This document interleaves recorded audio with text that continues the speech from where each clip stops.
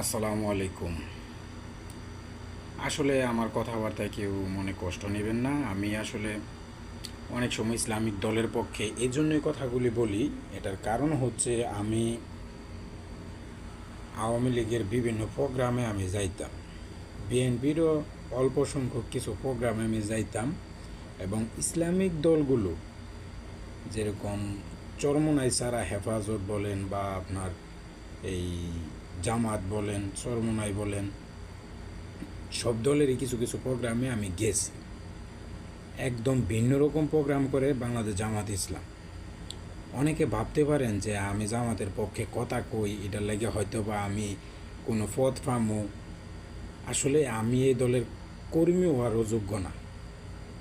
ঠিক আছে, বাংলাদেশ জামাত ইসলামের আমির ডাক্তার শফিকুল ইসলাম স্যার বলছেন, যারা মাদকায় আসক্ত